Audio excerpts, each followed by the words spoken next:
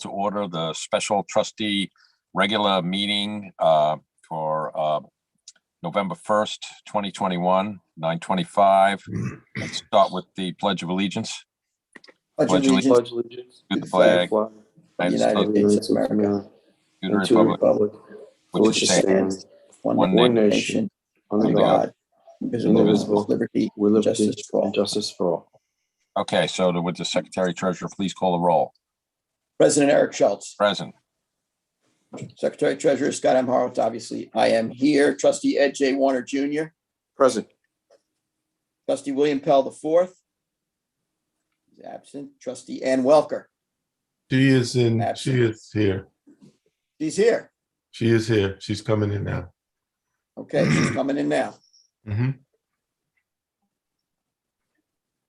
Trustee Hi. Ann Welker. I'm here. Hello. Okay, Trustee Ann Welker is now present, and Mr. President, we have a quorum. okay, very good. So who is going to read the, is Ed sponsoring this? Or who? This is I for just- the, Special meeting. If Yes. someone could read it.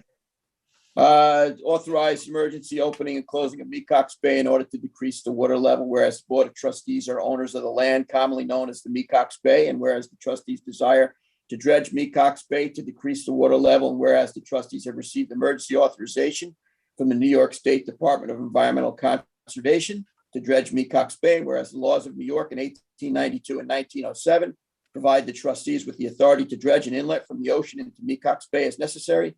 And whereas when goods are procured from a valid state, county, or legal applicable federal and cooperative entities, a contract exceeding the mandatory bidding threshold, i.e. $20,000 in goods, a resolution authorizing the purchase must be submitted and approved. Now therefore be it resolved that the Board of Trustees hereby authorize the opening of Mecox Cut by a third-party vendor to dredge an inlet from the ocean to Mecox Bay anytime during the time period of October 26, 2021, up to and including December 31st, 2021, under the direction of the trustees in order to decrease the water level of Mecox Bay, and resolve that the Board of Trustees hereby authorizes the president to sign any and all necessary documentation to contract with the third-party vendor pursuant to New York State procurement law and applicable piggyback clause of the current Suffolk County dredging contract.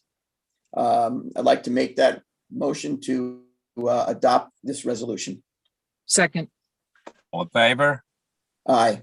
I do Okay. have one question. Is this inclusive of the excavator and also the payloader and any other equipment that will be? Yes, it is. Okay, then I'm in favor of it. Yes. Aye. Okay. All Okay. inclusive. Okay, very good. So I'll make the motion that we close the special meeting and then go to the work session in a short while. Okay, Second. I'll make a motion. Second. All in favor? Aye. Aye. Aye. Okay. So, Okay, I just need a few seconds. well, hold on a minute. Let me, I'm gonna sit down here. I'm gonna go back to my front porch. So give me about like 4 minutes or so like that. Okay? There's no traffic there, huh, Eric? Oh, there's no 4 traffic. minutes.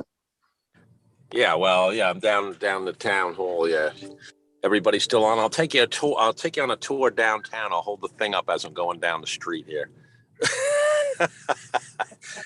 We're on a field trip. The trustees are on a Zoom field trip. Okay, Yes. Yeah. this is That better? recording.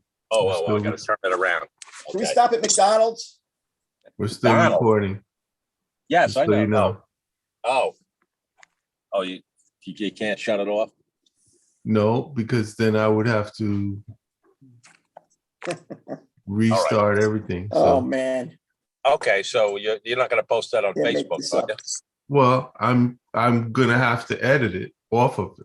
Oh, okay. All right, then I'll put it, I'll cut it up. I still wanted to stop at McDonald's. Definitely. Got a slow poke in front of me. I just don't want to sit down here. I'd rather sit down on a regular chair. 2 minutes, 2 minutes. All right, we'll wait here. Okay. Opening day of Bay Scalp season 2021. And as we all know, all the town waters are closed except a small area in Noyak Creek. I was over at Peconic looking at the state waters, and I did not notice a single boat out there partaking in the scallop season. So it doesn't look like looks like it's gonna be another poor year, unfortunately. Oh, so the town waters are closed because of the rainfall? Yep. How long are they closed for? Until they do the sampling, probably until at least, I'm assuming, I'm gonna get an update this afternoon. I'll give it to James and he can put it on the website, but it looks like at least until tomorrow, some part, if not all. So the state does have a new interactive map. As soon as they sample and open up the area, it'll go right on the map. So for the people in the public can have accessibility to it. It's on our website. I had James post it. It's all the Okay. shellfish grounds in New York State. Oh, okay, great. What do you think about the Coast Guard station? You know, I heard there's a few scallops there. I know we did put some scallops there from Cornell last year. And there was some set of scallops in that part of the bay also. So you could probably go down there and get a mess to eat at least. okay. You guys ready? Yes. In a minute, I just pulled up to the house and there's about a big fire engine going down the street. So, all right, Scott, why don't you start the meeting and then I'll, as soon as the stuff passes, I'll get on. I'll mute it. I'll mute mine. Charles, Okay. sorry. I got Charles, it. did you? I got it. Thank you. Thank you. All right. right, Are you let me- ready? Yeah, just tell me when. Ready to Are we go? going to start a new meeting or are we just going to roll right We're into gonna this? start a new meeting. Okay, thank you, Charles. Okay, so I'd like to call to order the work session, 9:30 a.m. work session of the Board of Trustees, November 21st, 2021. We've already done the pledge. Do we have to do the pledge again, Charles? It's up to you. Yes. We should, it's a in- separate meeting I pledge allegiance to the To flag flag the flag of the United States of United America States. America, and to the America, to the republic to the for which it republic which stands, stands one which nation, one stands nation, under one God, nation, indivisible, under God, indivisible, with liberty For all. and justice for all. Okay, I will call the roll. President Eric Schultz, Present. Secretary Treasurer Scott M. Horowitz, obviously I'm here. Trustee Edward J. Warner Jr., present. Trustee William Pell IV, Present. and Trustee Ann Welker. Here, Okay, Mr. President, we have a full quorum. We do have on the agenda first, we have a discussion from Trustee Ed Warner regarding Prime Marine. I'll give the floor to you, Ed. All right. I had Prime Marine, the old Jackson's Marina, send us a letter in explaining what they'd like to do. Basically, the previous owner had utilized the trustee property east of the marina, used it for basically a berm, dumping a lot of rock, mostly cement, and with rebar in it. And I met with Rob and our attorney last week to come up with a plan to remove that material and to cart it off site at their cost and expense, and basically clean up the beach. And in lieu of that, we would allow them to use the site, which was a previous deposition site for their dredging projects at the marina, to rebuild up the elevation and put a berm there and replant it and make a nice beach for the public. So I'm looking for everybody to support this. I think it's a wonderful project. It's taking all the stuff out of the environment.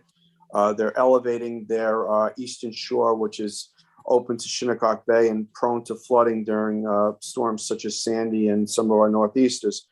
And by them doing that, they'll also revegetate the top of it so that they have a nice grass, and also basically a nice beach for their patrons when they come and sit on their boats. They can use the beach and the public around there. So I think it's a really wonderful project. So I'm looking for support for this, just to have the president write them a letter of permission from the board allowing them to do this project. They will have all the proper insurances and hold harmless. and everything they need, they will acquire from the state, DEC, all the permits and anything else they need. It will be all done on our property, but with their help. I have a, yeah, is Sean there? Yep, I'm here. So I was in that meeting as well. Basically what they're looking to do is get a letter of permission to remove the concrete and start the cleanup process. They also are going to require a dredge permit from you guys. So that'll be their next step for the bigger project. So this is just for them to get started cleaning up the cement material. If the board is inclined, we can draft a letter of permission and have it as a walk-on authorizing the president to sign later today. Hey, Sean, I have a question for you. Yeah, shoot. I bought fuel from them yesterday. Is that any conflict of interest? I don't feel it necessarily is, but if you're not comfortable voting on this, you certainly can abstain from the vote. If there's- I just want to put it out and open. It was the first time I bought fuel there in a couple of years. Which, Bill, I buy a lot of fuel there. So I just wanted to let people know that, there's no conflict. Yeah, it's Right, not a per se conflict. It's just if you feel uncomfortable, you can abstain. No, yeah, I'm fine. I just wanted to put it out open. Put it on Yeah, and I'm record. Bill's That's a good way to do it, Billy. Yeah, and I buy a lot of fuel. My boat's obviously docked there, but I could make a non-biased decision that it's good to take this stuff and get it out of the environment. So I also buy a lot of fuel there, Bill. I know. Only by a little bit. Well, Okay. if you were all talking about, my son has a commercial dragger, and they have pulled the boat out and they've done work on it. Not so much Prime Marine, but the past Jackson's Marina. So, I'm just want to put that out because not myself, but my family does do business over there also. Well, I think we can be unbiased on this. We're all on agreement that the place is a mess. And It it's is. been that way for a long time, and it's helped to the environment that this gets cleaned up. Yeah, they've been working very hard over there to Mhm. clean that up, and quite frankly, it's come a long way in getting cleaned up from where it was over the past years. And realistically, for Hampton Bays and us being a maritime hub, that is a diamond in the rough. That area, that location, it's very important. As Ed had pointed out, commercially and recreationally, to maintain areas like that in the town. And obviously, when they're looking to clean things up, there's no reason to be opposed to that. It's important. So Good. Question. Go ahead, Ed. Go ahead, Ed. There's a long fetch there. Do you know what sort of vegetation they're going to be planting or replanting? Do you know if it's Spartina alterniflora and Spartina patens, or? It would be high marsh. It would be something that with an elevation of probably like 4 to 5 feet once you put the berm. So it's probably like Cape American beach grass. As far as marsh in front of it, it's too sandy of a beach to plant that material because it will wash right out. There's no clay or meadow bog for the plants to take root. So it would be more of a high marsh than a vegetated marsh, wetlands that would go into the water. Is it a one-time planting, or will they maintain it? They would need to maintain it because they would need to water it temporarily. But once it gets established, it should just thrive there because it would have high enough elevation so that it wouldn't get washed out. Okay, great.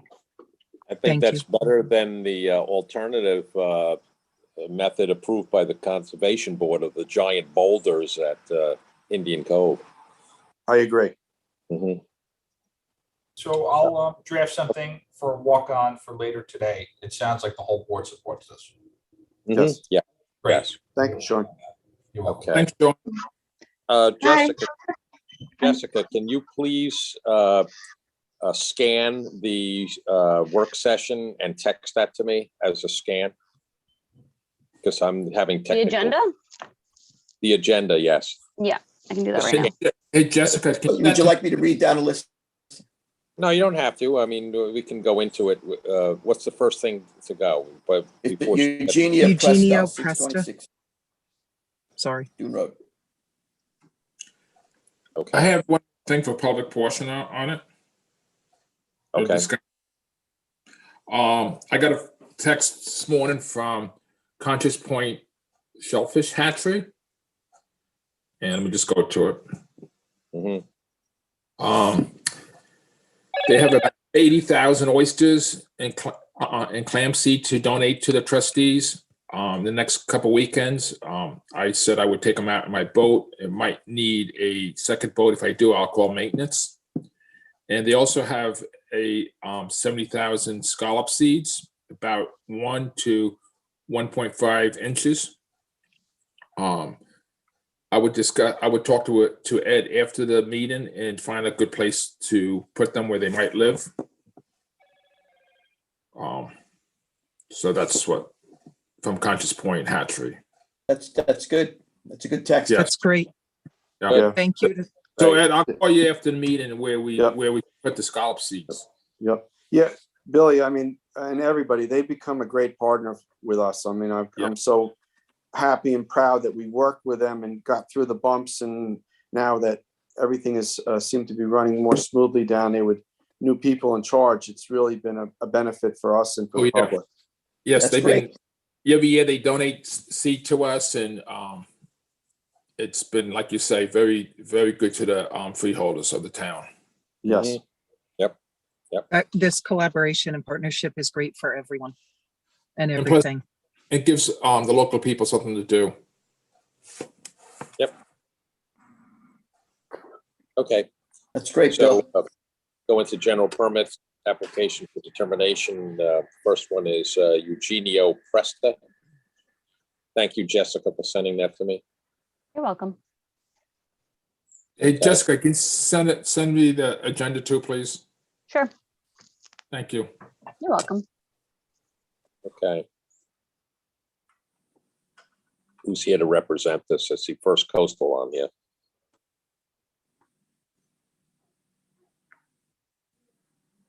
Should be Adam, I think. Mm-hmm.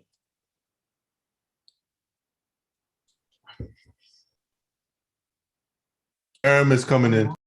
Okay. Good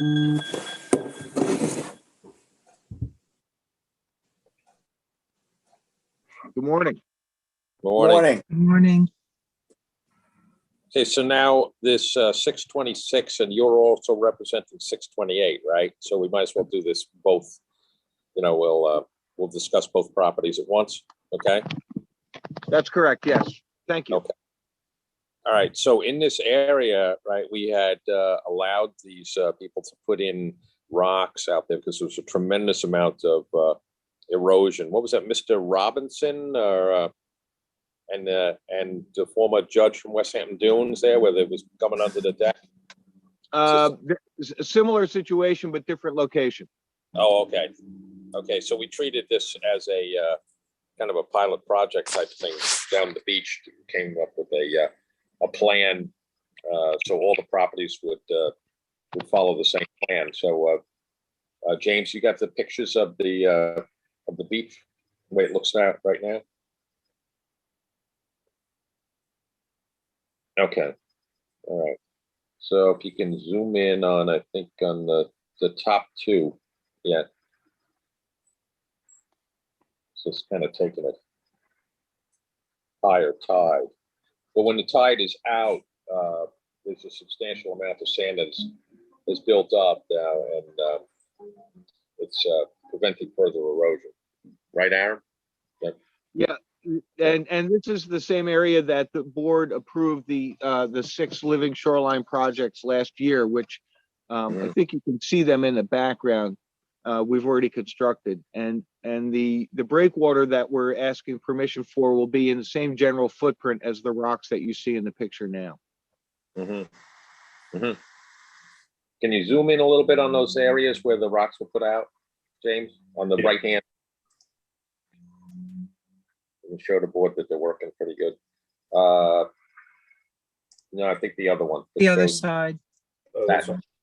Yeah, that one right there. The eastern view, yes. Yeah. See the amount of sand that's built up, so it's working pretty good. Yeah, that's a great image right there. And so, yeah, these have been really effective. You know, this is the first project like this in Mauritius Bay where we have the segmented offshore breakwaters, the sandy beach is now maintained behind it, and the rock revetment in the very, very landward end just to protect these houses that are very exposed. So it's really been a successful on these 6, and we're looking forward to completing these next 2. Mhm. Do you have more of the homeowners in line fully, Aram? Because how many homeowners are in this stretch? Is it 12 or 10 There are between the 10 two altogether. bulkheads? There are 10 altogether, and we are in communication with the last 2, but at the present time, they don't seem interested. That's unfortunate. Mhm. But thank you for working so hard to bring this community together so that this can be an effective project. Mhm. Aram, are those properties that aren't interested set back more? One is and one isn't. Okay. Are you sure of the addresses though? I mean, Yes. because when I went down there and took a look at that, the 626 has rocks in front of it, it appears. Which, 624 is the last one in the group that has a rock. That has the current, the currently approved and constructed project. Mhm. So these, Okay. Yeah, but the next Is there down like, rocks, there's only one missing in the middle. Right. these are old rocks, right? Those are the old ones from the. Yeah, those are like really 15 old years permit. ago. Yeah. Yeah, when I was Oh. first on the board, you guys had done a project Right.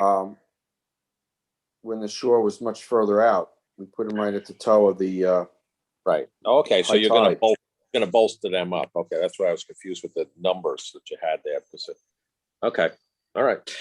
Aram, are you going to stagger these rocks at all? Is there going to be any kind on the outer?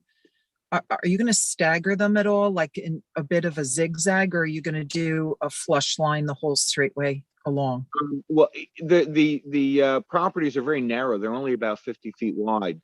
So we had the structures are quite short. They're between 45 and 55 feet. So we don't really have a zigzag alternative.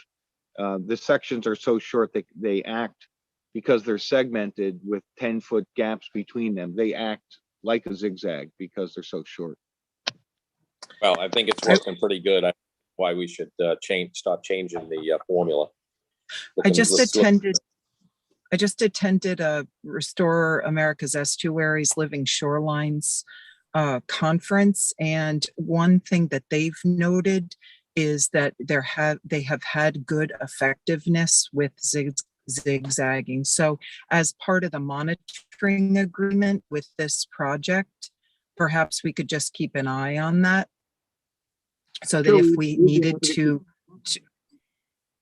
sorry, Aram? Yeah, we'd be happy to keep an eye on that. And, for if the structures themselves were longer, we would consider it based upon the conditions. But here, the structures are so short that you can't really physically zigzag them. Right. Okay. I just meant because you have a long stretch of them that you're stringing together, that perhaps you could look at it in that way, because what they found is that there's increased reflection due to the straight line rather than a dampening effect of the waves. Yeah. So if we could, I'm a member of that group, the Restore America's Estuaries, so I'll take a look at that paper. okay. Thank you. Aaron, one other thing, the rocks that are presently there at high tide, aren't they almost all completely submerged? Yes. Yes. So these rocks aren't a traditional revetment or breakwater. They're more of a natural occurring with rock formation that would just lessen the wave energy on the shore. Yeah, that's the purpose. Right?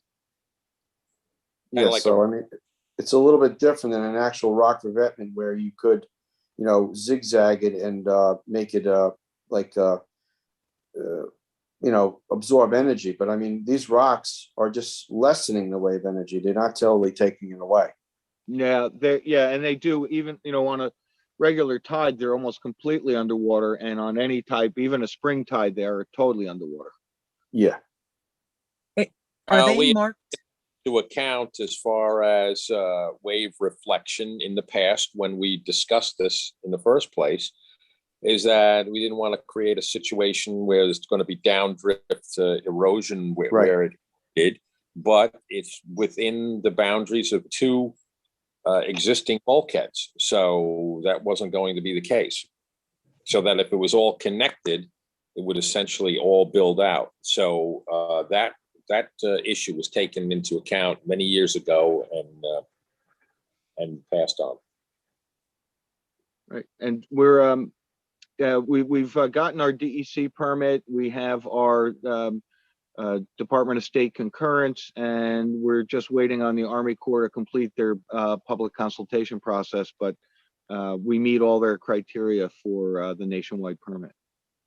And one further question: did you guys contemplate about adding any oysters on the outside of these rocks, because they're prime? It's a prime area for oysters to set, and it would just contribute to the filtering of the water, and it would make it a complete like mini ecosystem. Yeah, that's a great idea. We'd love to add some oysters, and as you know, I work with the Mauritius Bay project, and when we get this totally wrapped up, maybe we can work something out with them to get some oysters in this location. Yeah, because you got the rocks to establish basically the maximum these oysters can tumble towards the shore, so they would catch them and make like a natural reef there. It would be a really good project. Just a recommendation, though. Yeah, it's got a nice bottom there too. For a nice sandy bottom, which works for the oysters. Okay. So are we okay with moving both of these forward? I am. I think he's done a good job. Yep. Yes. Looks good. Thanks very much. Okay. Thank you, Great. Aram, for your work on Good this. job, Aaron. Thank you. First, Aram, you're still, why don't we take that out of order, and while we have Aram on, and go with I can't read it, the one on Shore Road in West Hampton with the little house, the boathouse. 43 Shore Road. 43, yes. You ready to go on that, Aram? Sure Or thing. you have somebody else working on it? Billy and I are both on it. Billy might be on as well. Okay. All right. As everybody recall, probably we had reviewed this last year, and it was for reconstruction of a bulkhead on an extensive marsh system in West Hampton. We lowered the height of the bulkhead. It was reconstructed. We put a restriction on the walkway to a certain area, not on the whole thing. It was in bad shape.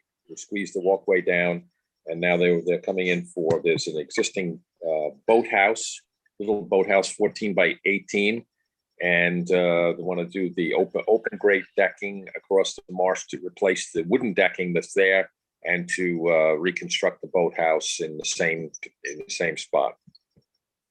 You have any, James? You have that? Yeah. On the plans. Yes, plans.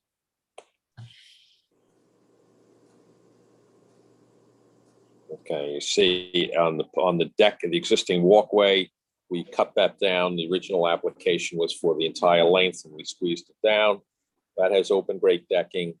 You probably have a picture showing that in its completed state.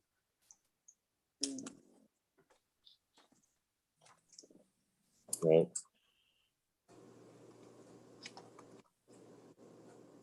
Okay, so what you have right now, you see that walkway that extends down to the dock doesn't have any light penetration to it.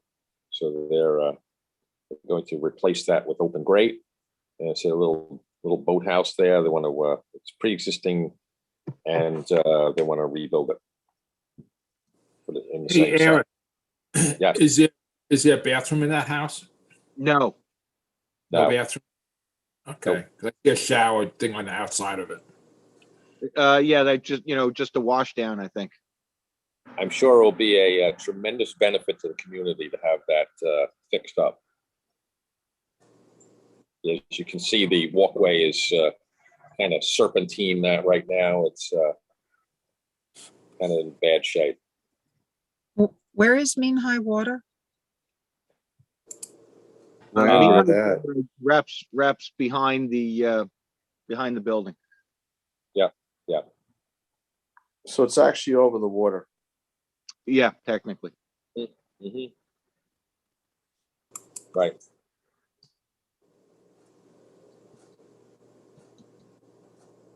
So he's making an improvement to the property. He has the rights to rebuild it in his place. He's got permits for it previously. And, Is there any electric that goes to the building, Aaron? Yeah, there's electric on the dock. So yeah, and there will be electric to the building. So you'd have to go through the town or the village and get everything up to code, correct? Yeah, we'd have to get an electrical permit for that. Yes. Right. Right. And you're not increasing the height of the building, you're building it as is currently there, right? Yeah, it's going to stay at the same elevation, just the foundation needs to be reconstructed.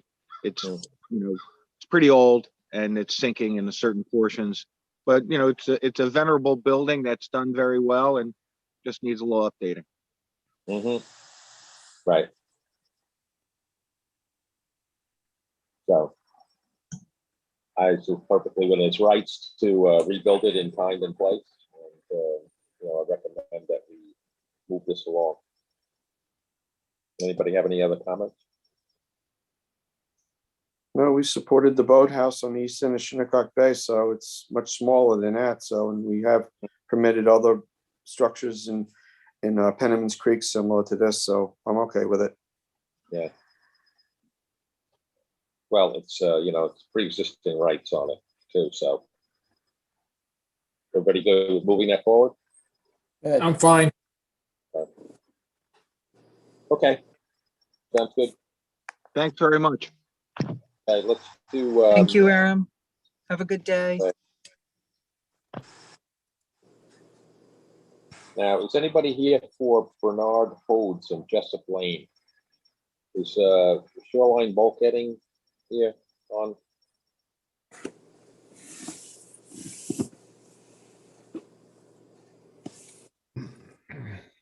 Anybody representing that?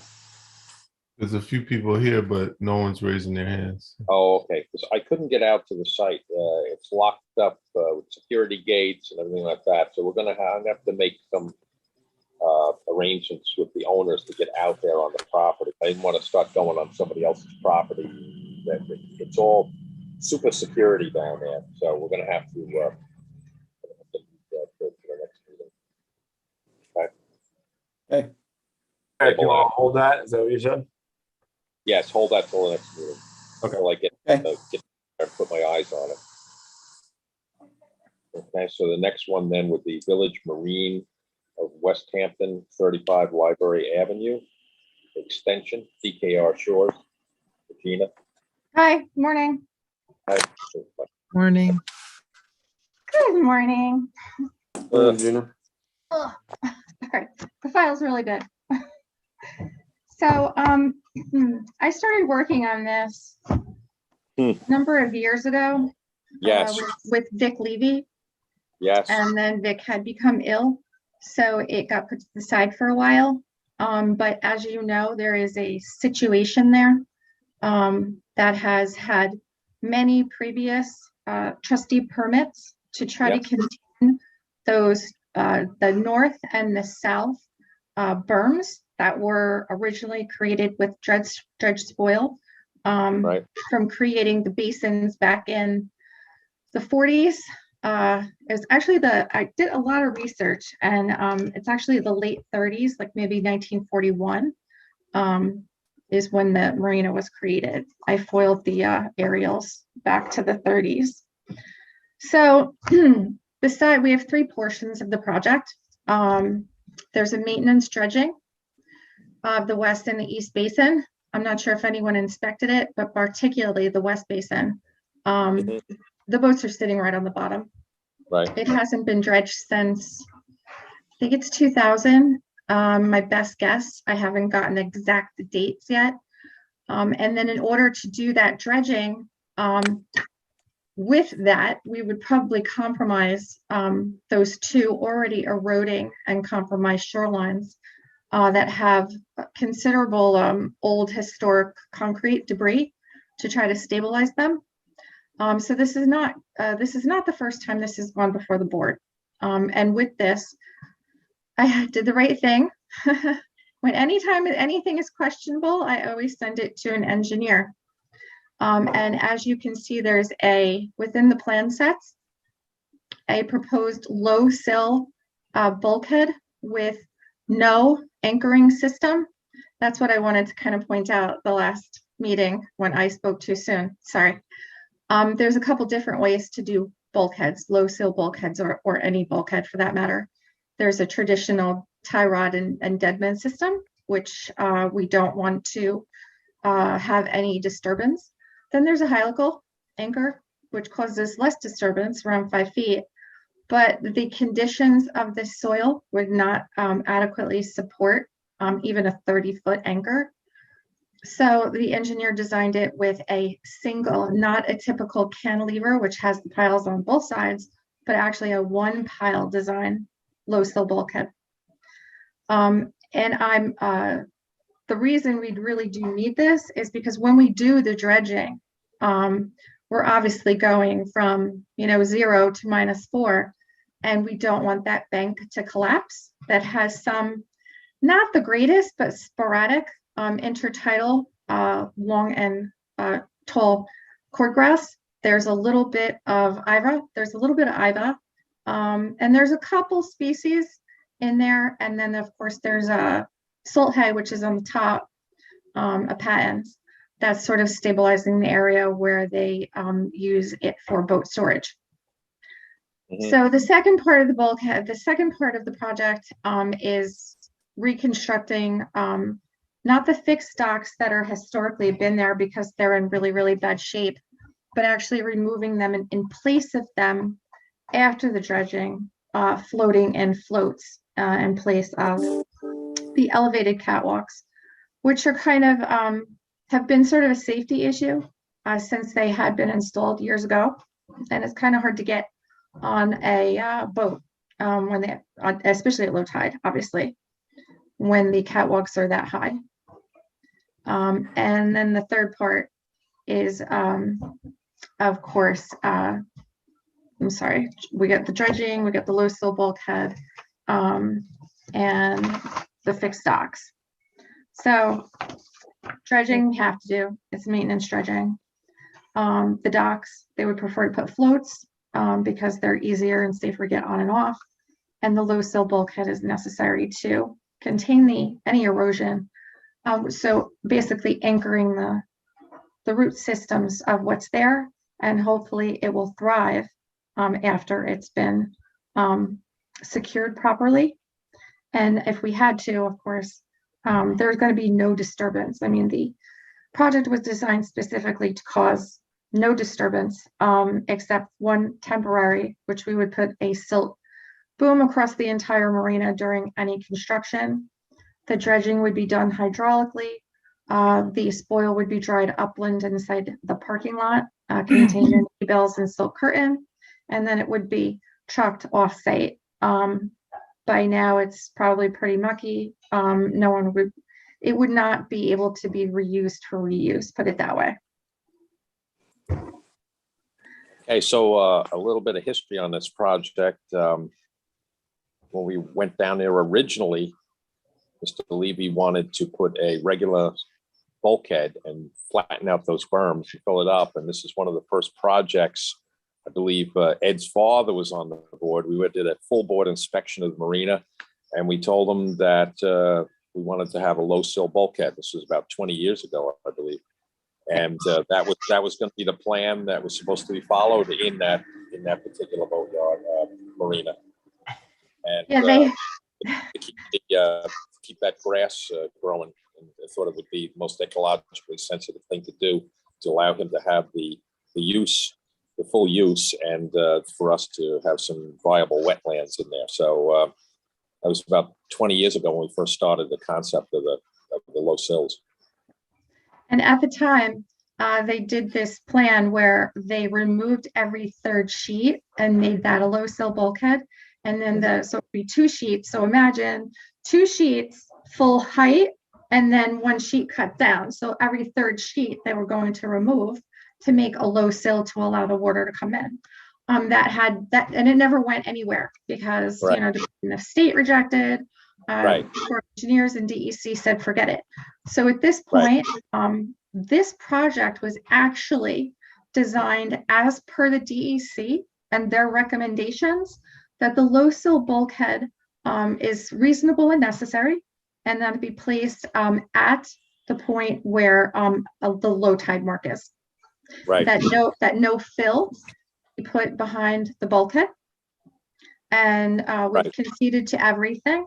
It's designed in accordance with the DEC. This is still pending with Department of State and Corps of Engineers. They had a couple minor questions, but that has been replied to, but I don't have those permits yet. Gina, I have a question. Sure. What's the height of the mean high water that goes above the bulkhead, the low sill bulkhead? How many feet is it? You know? It's about 2.8 feet is the tidal range from high to low tide. Obviously not during moon and new moon and storm. So to follow up on that question, what sort of flooding takes place in this area? Not on a new moon or full moon or storm high tide. Well, that's a very good question. As we all know, Hurricane Sandy pretty much flooded the entire South Shore. But in this area, it is bordered and adjacent to DEC town-owned lands, wetlands, marshes, tidal marshes, which are valuable for supporting a lot of different communities of wildlife and water birds and shorebirds and migratory waterfowl. So the area actually on the 2 adjacent sides did and was successful in remediating some of the storm and tidal action by absorbing the water during Hurricane Sandy. We'll just use that for example. So it's a valuable resource to have the adjacent lands being all marsh.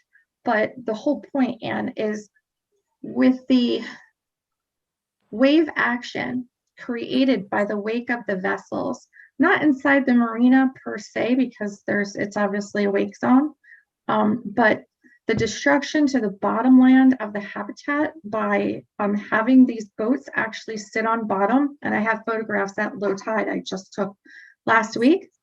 The boats are literally sitting on the bottom. So yes, it did well because of the fact that there is intertidal marsh on either side, marshlands.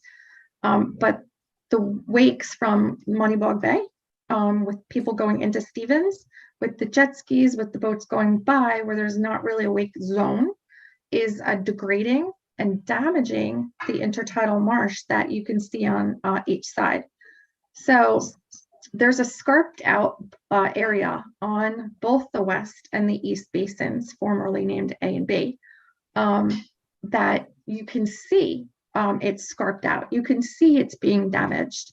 And the whole point is we want to put the low sill bulkhead at the low point mark so we cannot damage any of that. So it'll actually have a chance to establish root systems and grow and stabilize the area that's been scarped out historically, remove the concrete and the rubble because we won't need it anymore after the, and of course, once the big slab of concrete gets removed, we're going to have to plant something there, depending on, where it is on the particular erosion. There's high marsh on the top, has concrete everywhere. There's like blocks, there's slabs, there's bricks, there's all sorts of stuff in there that they've done since the 40s because they should have done something about it a long time ago, and they haven't, and some '99, this has been getting bounced back and forth.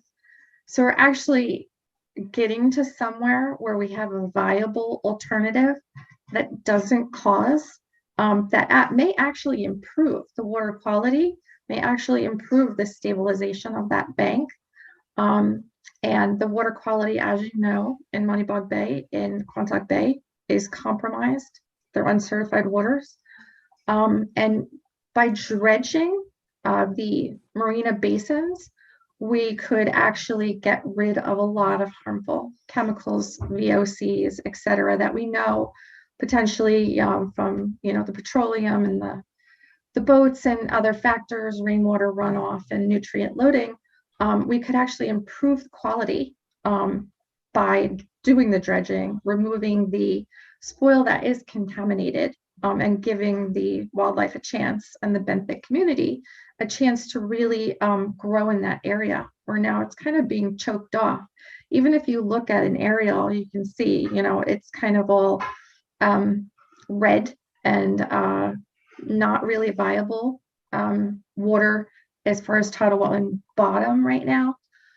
And there's almost no fish actually inside of the two basins. I've been there through low tide, I've taken samples in the water, and it's not what it should be. And we really want to enhance the quality, revitalize this marina.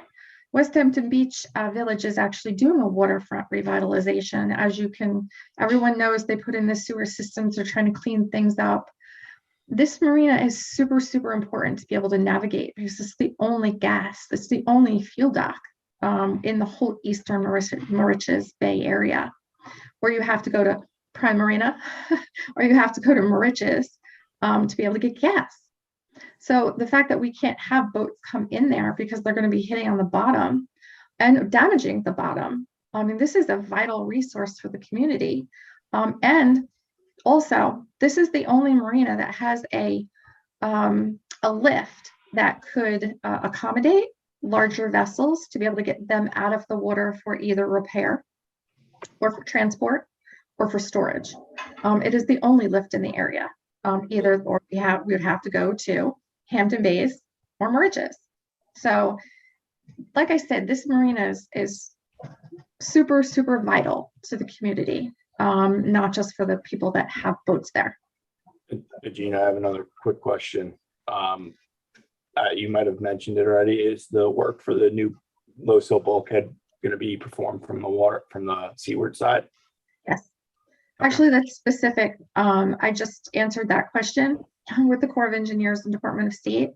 I'm aiming for it to be done hydraulically from a barge from the seaward side, not from the landward side, so no disturbance at all will be, up on the berm. We don't want that to collapse. We don't want to cause the disturbance. So hydraulically causes a lot less sediment disturbance. Not to mention, remember I said we're going to put the silt curtain, the in-water silt boom across the marina during all work.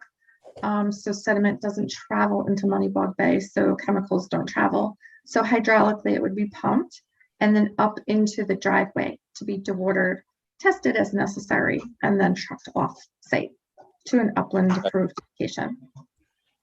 Great, thank you. I just wanted to make sure that buffer remains there. Yes.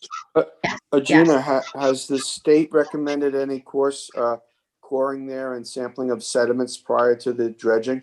That they actually haven't yet, which is strange, but it's a maintenance dredge. And sometimes they don't when we know it's a maintenance dredge or it's a marina, to be issued under nationwide number 35. It's generally compatible activity and no one has asked for sediment sampling yet. Because I know in other marinas around or areas that we're looking to dredge, like Weesett Creek and Smiths Creek, there's all kinds of heavy metals and other stuff that is in the sediment. So and this is around that era when in the 30s and early 40s when a lot of these marinas or boatyards at the time were using some of these products, and it ended up getting into the sediment. So I'm just curious. You said the last dredging was around 2000, so Around that means most of that 2000. material would have been cleaned out at that time, correct? Right, correct. Okay, And like Hampton Point, we did a maintenance dredging there, and they did not ask for sediment sampling for that either. So if they do, I'll let you know. I most certainly, will send you the results. Yes. If they have asked for it, of course. Well, the board has gone on record of supporting a low sill bulkhead quite a few times when this has been talked about with Mr. Levy. So, I think it's the right course to go. Yeah, I mean, I would appreciate your support. It's the really only trying way to do to, the thing. it's the only way to truly preserve the wetlands that are there and actually promote better wetlands. So Right. it's a pretty good project the way you have it narrative here. So, makes sense. Yep. Appreciate that. I want to promote the functionality, the aid recreational, use of waterways, actually, and it will benefit the bottomlands as well, that are privately owned, but who cares? Because it will actually benefit the water by getting some of that junk out of there, by boats being able to access the waterway, not sitting on the bottom, not causing any more disturbance, and get down to a good sand quality where, maybe we'll be able to actually have a decent benthic community in there that will be able to not get damaged. Yep. Same plan that we talked about 20 years ago. Very good. It's been a long time, but it was really, really thought out well. Well, Does if it take anybody has any basic questions about low sill bulkheads, you can always go down to the Ponquag Marina or the old Allen's Acres. And it was a project done, one of my first projects, and the first low sill that I was involved in. And I actually looked at the plans that you have here, the original ones, and it's worked out extremely well down there. It's basically, there was a dredging project in the canal, but the low sill was put there first. They took some of the sediment, put it behind there, revegetated, and it's a flourishing wetland with the ability for boats to dock right next to it. So it's a win-win for everybody. Yes, I believe so. I think it was designed really, really well. And like I said, it was based on DEC's recommendations. In the face of the sunny day flooding that takes place quite often in this area, a low sill bulkhead is the best alternative looking towards the future. Is that a question? Yeah. Okay. Exploring some alternatives. It just bear with me, humor me. A regular bulkhead would require filling of tidal wetlands, which is against Article 25. Then the wetlands behind, would potentially get compromised and die. And then the low sill. Then we have rock. They've tried to do that in the past too. But keep in mind that the rock will not hold up the root systems or the sediment during the dredging project. And basically, when we do the dredging, it will all slump off and then be back into the basin. We'd have to continually keep doing the dredging. And that intertidal marsh will continue to get degraded, eroded, and compromised. Not to mention that rocks filling into tidal wetlands generally is an incompatible activity. We would actually destroy more by excavating the rock in than we would be saving. Yep. Okay, Yep. thank you. Just concerned about the amount of sunny day flooding that does take place there. And Yeah, we're looking forward thinking after. more what's going to happen under the water, Anne, than even above the water. The intertidal will flourish if it's stable, and then if it's flushed with water on a daily or by daily basis. So under the water, under the low tide, that's the area that's going to be in compromise. If we dredge that, we take it, then the whole intertidal area that's already being degraded will end up in the bottom of the basin. No more intertidal marsh, gone. Yep, exactly. Yeah. So, That's in why we areas, came up with the plan in the first place. right. We want to protect it. That's the whole point. Mhm. Okay, thank you. Wow. Okay. So I'd like to move this one forward. Great plan. Glad to see it's coming to fruition. Say advance it. Yes, advance it. Thank you. Okay, Kevin Springer. Next, next and I item. got the next one. I got Melissa Schnapp Revocable Trust at 12 Port Elizabeth Drive. We were working on this one prior, and we needed some questions from Kevin Springer from Dynamic Legal. I hope he's here to answer the board's questions today.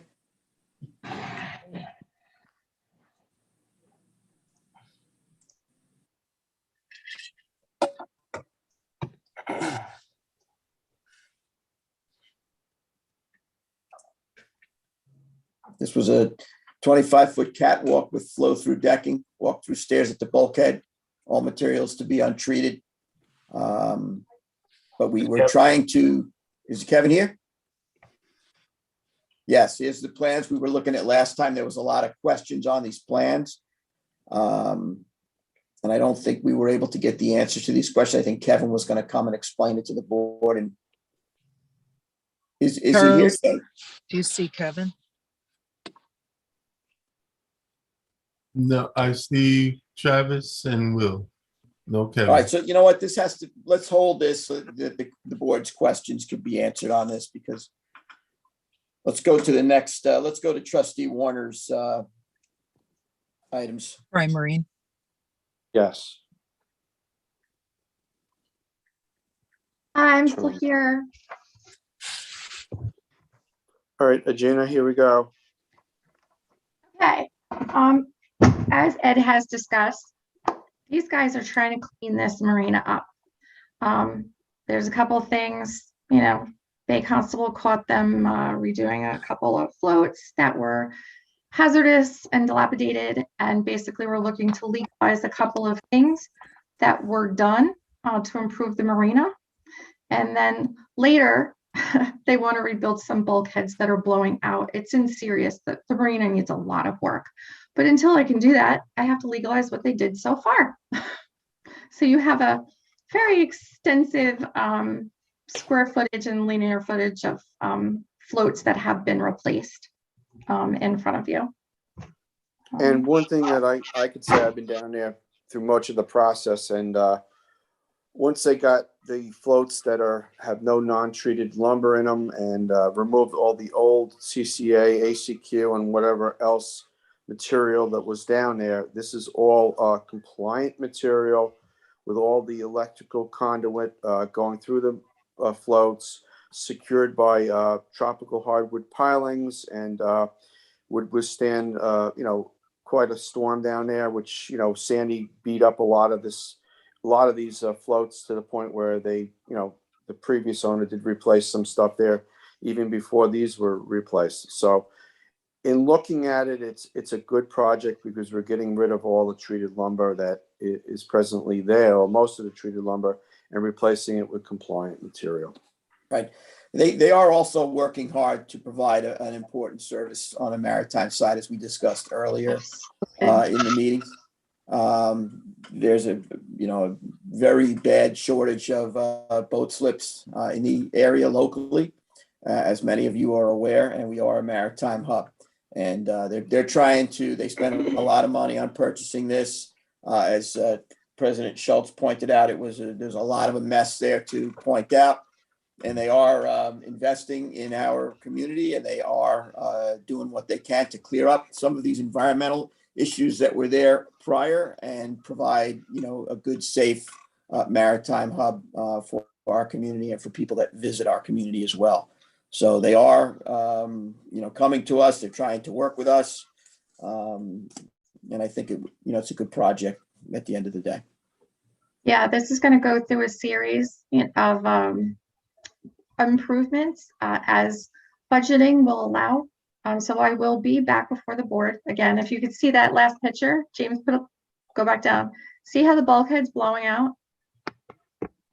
Yeah, all the fill The behind old it is actually CCA, ended it's up. all blowing out. So that's I'm going to be before you again to do the bulkhead. And then after that, we're going to do the dredging. So it's going to be a couple of stages, whatever's priority first. Hey, Regina, Yes. they also have another problem too down there, which no one really wants to talk about, is the boundary lines. Some of the stuff is on the trustee property. We discussed this before before Gordon sold it. That should be cleaned up too. I'll have to examine that, but as you discussed earlier, you have an agreement about getting the debris off the beach and Yeah, restoring the beach for, yeah, everyone. I think, I think some of the corner, the fuel pumps on the trustee property and, all that stuff has to be cleaned up. I'll Yeah, have to examine that. Bill's right. There was a lot of meetings. He's 100% right prior to the closing. It's just that for whatever reason, I think the legal counsel of all parties just couldn't seem to put it together. Because when you look at the maps and the boundary lines, they're not straight, and the bulkheads are, in one area and straight, and it does need to be cleaned up. And I think that the meetings, now that there are new owners there, should reconvene to try and remedy that situation. I was involved with that back then, so I'd be more than happy to help facilitate that. It's pretty obvious what has to happen there. If you take a look at the surveys and you take a look at the prior boundary lines, I think it's just a matter of the legal teams of each of the parties doing what they have to do and doing exactly what Bill said and cleaning that up. Yeah, as I don't know if we all remember, but there was some public benefit that was to be gained from those agreements. Unfortunately, it never went any further than a conversation. Some pump out facilities were going to be put on site to help the transient boaters. And it was a really good project, but right. Actually, the pump out, not just to clarify, the pump out facilities were going to be put in Western Shinnecock because we have a land-based pump out facility, in the canal to the north. They were actually supposed to, and we're moving in the direction of putting a pump out facility for us in Western, way to the west of our township, that was going to help in working the logistics on how we handle our pump out boat effluent and save us a lot of time and money in that direction, and also provide a pump out for an area that is really heavily compromised waterways, and that was on the western side of the town, is what they were actually almost to, and they just never seemed to have been able to put themselves together. There was a lot of moving parts, even working with the village of West Hampton Beach to be helping resolve this, because if you recall, we were spending a lot of time moving pump out vessels from the western end of the town all the way up through this area. And we were going to resolve that issue and then provide just better coverage throughout the town. So we were cleaning up this site and also cleaning up logistics and cleaning up the western side of our town. So it really should come back to that conversation, because there was a lot of people involved and a lot of moving parts. And I remember it well. So correct me Piece if by I'm piece, wrong. we'll put it back together. Is Scott, is Stevens Marina the only one that provides pump out? Where is the closest one? Whether you've got land based up at the northern side at the Suffolk County. Okay. Okay. And the reality is that it was already there, and we were having problems running the boat. So we were going to work it out with the trustees and the mayor and the village of West Hampton Beach to work with them on having the ability to have land-based access over there, which would have helped us all out. There's a lot of vessels over there between the Bath and Tennyson, what comes into the village marina. And as you know, that's some of the most compromised water that we have in the township down to that end. So we were all working together for a solution, and we're not going to solve it here today, but the conversation should continue with all the parties again when appropriate. Who was the ownership when that conversation was taking place? That was in the transition from the Jacksons to the current owners. Okay. And there was a time limit on it, and it exceeded the time limit on it, not to get too deep into the weeds of what the contracts were between the two parties. But what needed to happen couldn't happen in the allotted period of time, and the actions were taken, and the penalties were suffered or whatever, and the deals were done. But at the end of the day, there was no resolution to the boundary line dispute. So Correct. really what should happen, and it can't get solved today, is, further formal discussions need to happen between the parties to try and resolve the boundary line dispute and get it cleaned up, as Trustee Pell correctly pointed out. And again, it's not going to get solved here today. It's a good conversation, but it needs to be a formal conversation at the appropriate time and place. Was any of that put in writing when those conversations were There taking is some place? of that. There is some of that that is in writing. Again, I can't pull it out of my pocket right here today, but there was a lot of back and Sure. forth that was in writing, and I'm speaking off of my memory being involved in those meetings of some time ago. Okay. So I'm very familiar with exactly what was going on at that point in time. All right. So there is some stuff that Thank is in you. writing, and there's a lot of communication, a lot of conversations. I know Eddie Warner was present as well in those Yes. meetings that we had. So, and I remember them very well. Okay. Gordon, God rest his soul. He was still with us, and he was in those meetings as well. Mr. Jackson, who was there for a long time. Okay. Okay. All the Thank you. players have changed, Scott, except for the Board of Trustees.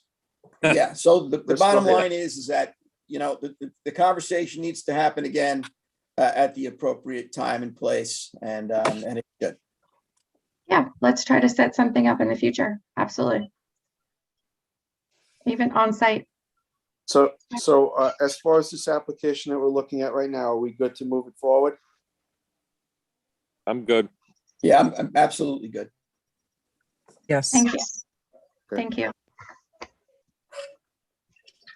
I'm gonna hop back off until it's my turn again.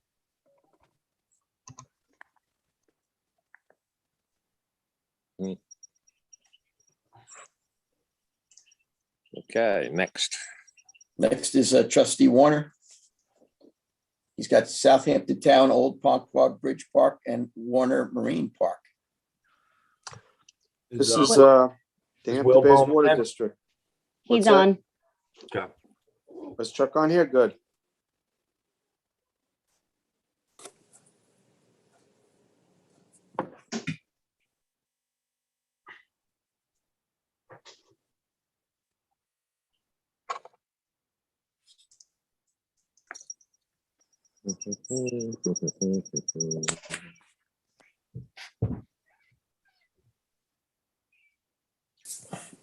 Well, Good morning, everyone.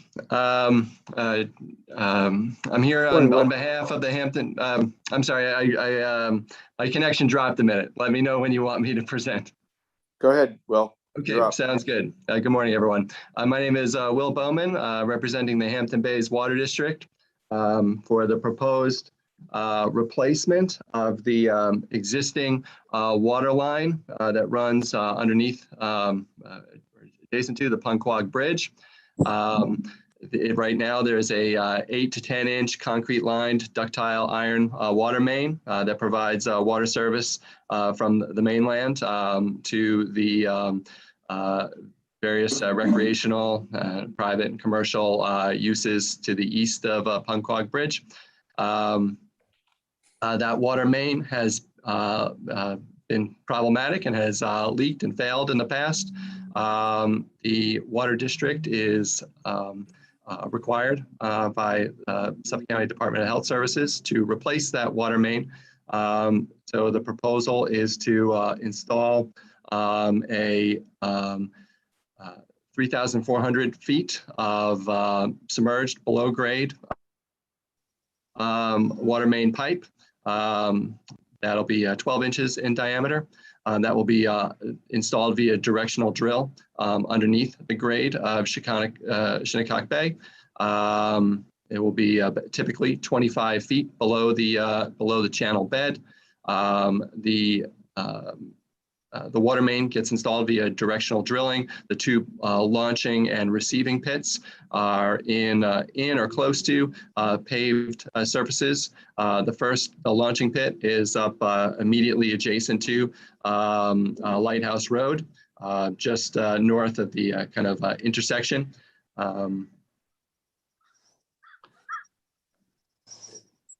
Just north of the intersection between the main part of Lighthouse down across Punkwag Bridge, and then to where it branches off to the old Lighthouse Road and the park down there. And then the receiving pit is towards the southern end of the parking lot at Warner Marine Park, down at the southern end of the large parking area. So the placement of the drill, launch, and receiving pits within and adjacent to these paved surfaces allows for installation of erosion and sediment control measures, and to use and to stage all equipment on these paved surfaces. So by the time that the directional drill gets to surface waters or wetlands, it's 25 feet below grade. Mm-hmm. Will, could you describe directional drilling, please, just a bit? Sure. So essentially you have some staging areas. Let's see. Direct the sheet. Perhaps CS 136.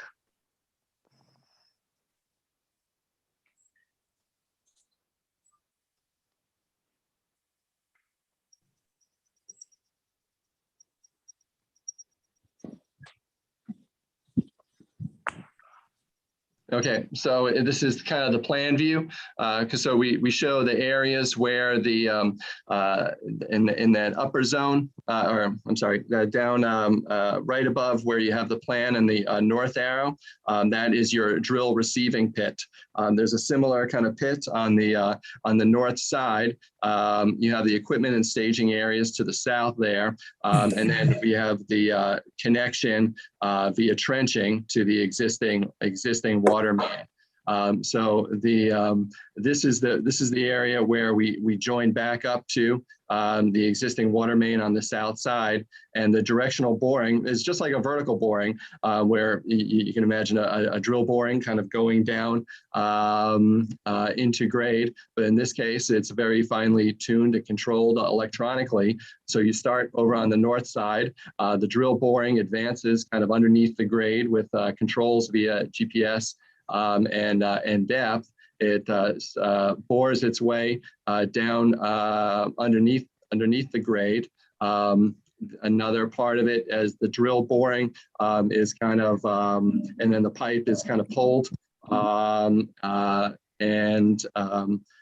pulled back then through the boring that's been created by the drill. The drill uses a kind of a slurry, mostly water, like 95% plus water, but then kind of a bentonite mud that kind of reduces the friction of the boring as it's digging through the sand. In this case, that advances its way from the launch pit on the north to the receiving pit in the south, and then the water main is then kind of pulled through in sections. Mm-hmm. I'm just asking because there's really good diving, fishing there, and there's also healthy seagrass beds to the north. So is there a fair amount of sediment or turbidity that's created with this drilling? No, and that's part of the reason for doing the directional drill below grade. So by having, maybe if I pull you back to the, let me get one of the sections. Well, it's going to be below the surface, right? So there's not going to be below. sediment. It's not going to be any sediment flux, and plus you have a tremendous tide in there that if there was any at all, it would be washed out in seconds. If I could direct you to CS 143. Actually, no. Let's get the main part of the channel. CS 147. Thank you very much. You're welcome. So you can see the kind of typical section here where the new 12-inch water main is 25 feet below the bed. And all of the places where there's disturbance of the ground are going to be either within the existing parking lot of Warner Park or immediately adjacent to the existing road at on Lighthouse Road. So this I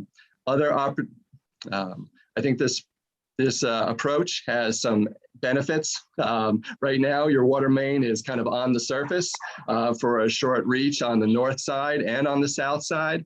Part of this project will be to, at a very low tide, to remove that existing pipe that's laying on the surface and decommission that. So this will be a net improvement to existing conditions. And then your question also gives us an opportunity to talk about alternatives. So this is clearly better than the existing kind of temporary 8-inch water main kind of at or near the surface.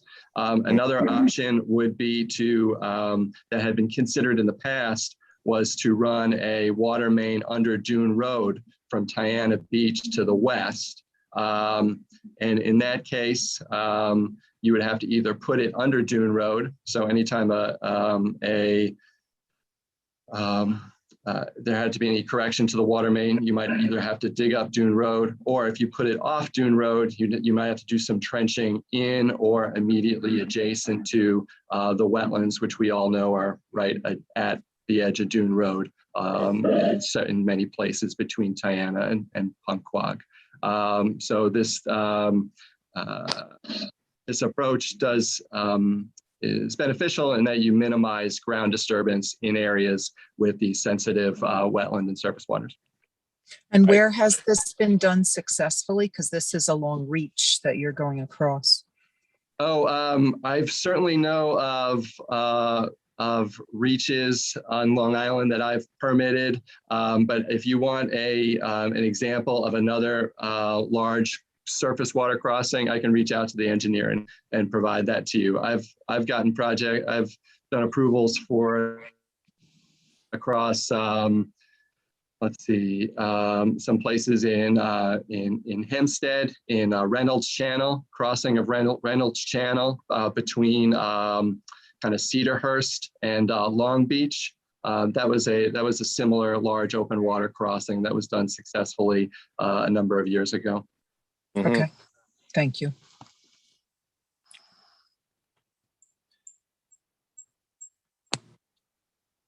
Well, it beats the old method of using a trencher, basically a towed trencher, and then laying the pipe in and disturbing the bottom. This is a much better ecological solution to it, and it provides a vital link of water to the barrier beach. So Absolutely. And it has Directional drilling, I think it'll be minimal fine. disturbance, which with is it, a I'm wonderful familiar with thing. directional drilling. It's used all over.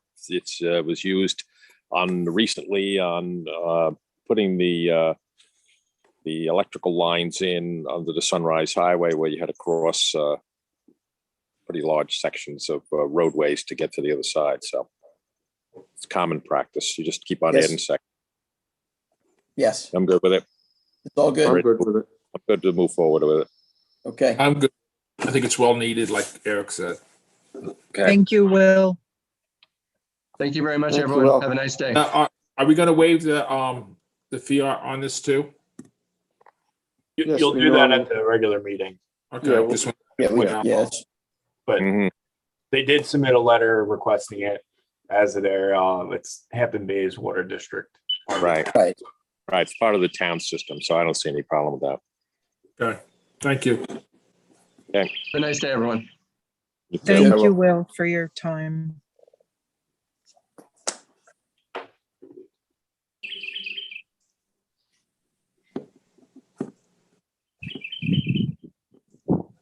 Okay. What's the next item on here?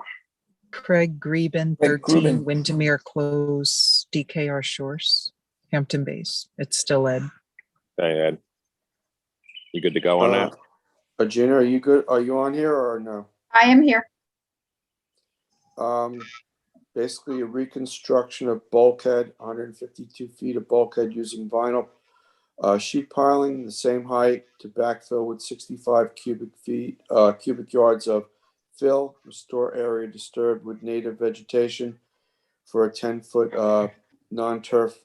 Basically, they want to put stone buffer area. All material will be non-treated. They're just replacing a bulkhead that's been in Wells's Creek since I would say the late 60s. It's all creosote, so it's an upgrade to what's there now. And is there any chance of getting some grass to be planted with this stone, or are they just looking to just do a stone pad behind there? I would definitely entertain the idea of planting grass. Absolutely. Yeah, because they just basically have a path, a brown bark path going to Right. to the bulkhead. So do some grass plantings and leave a 10-foot wide ability for them to get to the bulkhead in case eventually if they need or want to put a dock or access for kayaks or canoes, they'll have the ability to do that. Yeah. It looks like I specified beach grass for the buffer. I mean, I can also add shrubbery if you'd like. Yeah, I mean, it's pretty much a natural, I would say wetland, but there are some wet areas behind the bulkhead, between the bulkhead and the house. So Yeah. keeping it current to what it is now and adding to it would be good. Just put that on the basically the description of work, and we could add that onto it. So it would be there when the Bay Constables or our inspector does the inspection, however we decide to have this final inspection done. Yeah, I would like to add some backgrowth. There's a beautiful wetland actually growing behind it. That is almost 200 feet wide, from basically the low situate of the property. And they have certain wetlands coming up from underground, and not necessarily from the water flushing the property itself, but there is low ground in the property. And that is able for the salt water to come up in and feed those particular areas. And we're of course going to make sure that none of that area gets destroyed at all. I would do this work actually probably from the adjacent land, Farfet, Farron. We got a bulkhead reconstruction just to the north. Yeah. I would prefer them not use any of that area. So do it from either the water or do it from Farron's property. Yeah. And the current walkway that goes through the area is totally out of our jurisdiction, just to let everybody know. Yeah, we're not That's planning way anything upland in of it. good shape. That's still in very good shape. It's kind of like meandering through, almost like a Yes. wildlife refuge. It's really very beautiful. You can see there's a pretty extensive wetland right there, so we just want to Yes. continue maintaining and fill that in. How old is the bulkhead that's there? So That is from 60s. the 60s, and it's all that old CCA creosote, been patched after Sandy with non-treated material. But It's part of an. it's been there for Yeah. a while. It Long was time. it was an old nunnery there back in the 50s and 60s. I didn't know that. Yeah, there was a big house there, and then they made a development out of it. So it's a good project. The bulkhead to the south is a lot higher than this bulkhead. You see on the image that's Farron Farfed's bulkhead we just redid. Yes. And basically it would be, so it's a parcel between two bulkheads, that's been in compromise for a while, but is still, deemed functional. And we're not going to destroy any of that wetland. So we're not going to access through machinery at all through that area. Okay. How's the water going to get in there to continue this wetland? It doesn't have to. That's the point, James. It's been historically, it's coming up from underground because the property itself is so low in elevation. So it's not being fed through the bulkhead. It's actually coming up under the ground. Yeah, at times there's almost a, like a little pond in there. Yeah, it's like ponding. It's almost like a tidal, literal ponding. It's a kind of a very unique parcel. Artesian action. Yes. Probably. So are we good to move it forward then? Okay. Put up. All right.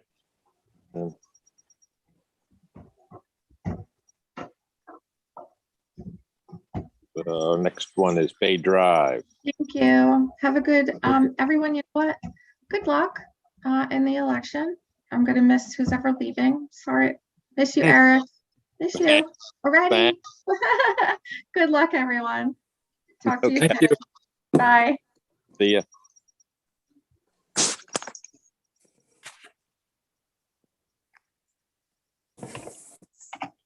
The 22 Bay Drive. All right, I'm getting it up on my other Basin. phone here. I've shifted locations.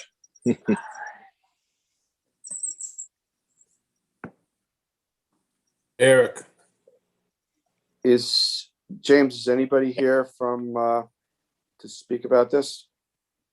Or do, I don't know. I don't, is it?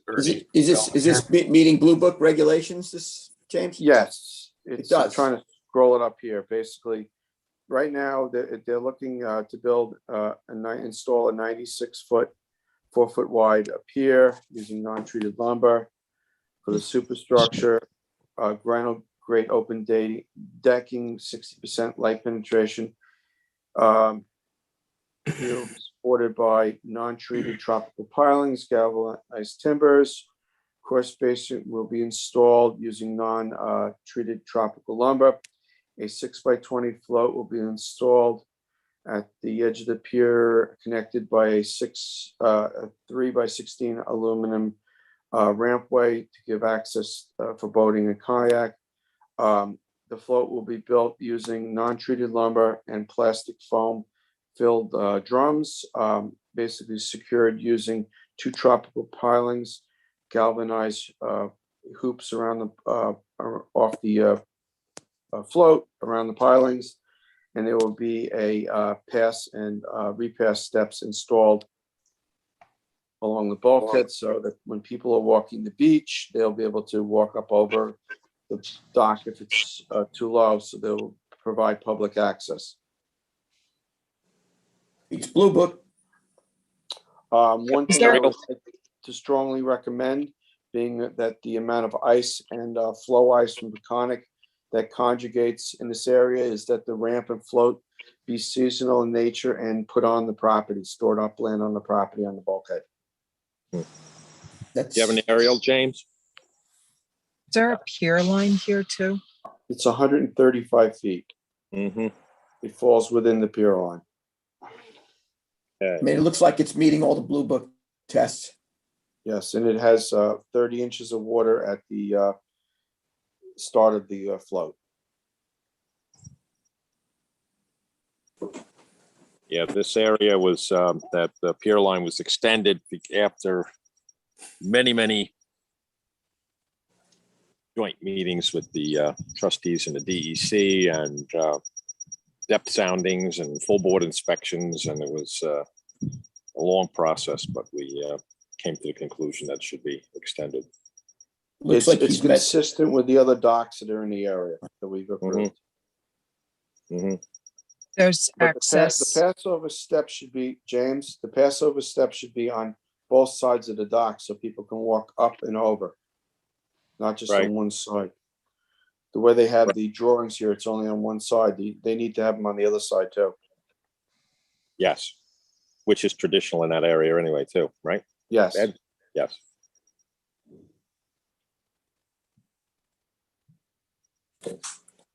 So you want to hold it or? Well, we have to yeah, well, let's hold it. We know what we need. Let's get in touch with, I believe it's Ernie. Is he the contractor of record? Yes. And ask him for revised drawings and to state the character of work on the description, so we know it's precisely what's there. Okay.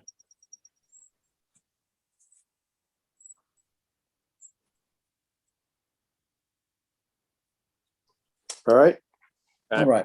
Cool. I think that's it for me, right? Yes. Yes, yes. So now you have I'm up next. James, bills. James, can you read that? Because I don't have it in front of me. Yeah, let me pull it up here. Hang on.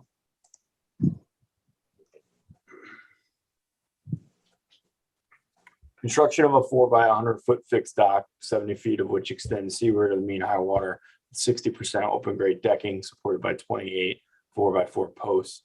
Installation of a water access ladder at the seaward end of the new fixed dock. Installation of a 2-boat kayak rack near the seaward end of the new fixed dock. They had a permit for it, but they didn't put it in time for a renewal. So this is a regular application. Okay, do they have the up-to-date survey on it?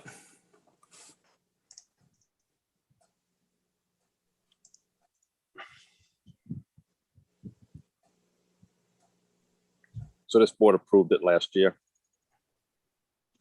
It was over a year ago. Yeah, I thought it was just a renewal. How old is this survey?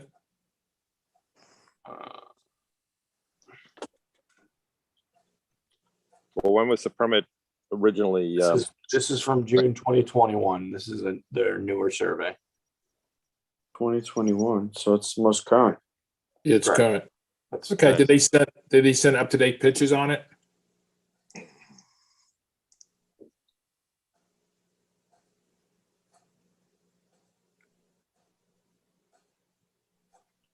When was the original permit This is approved? September 2021 are these pictures. Okay. James, can you put the pictures back on full screen? What do you There's mean? that view. Oh, no, These are full screen. now it is. Sorry. I think it was me. James, when Yeah. was the permit approved in the first place? I only see 2021 and everything. It's 2017. Okay. Like I said, this is not a renewal. They No, didn't no. get renewal in time, so this is a regular application.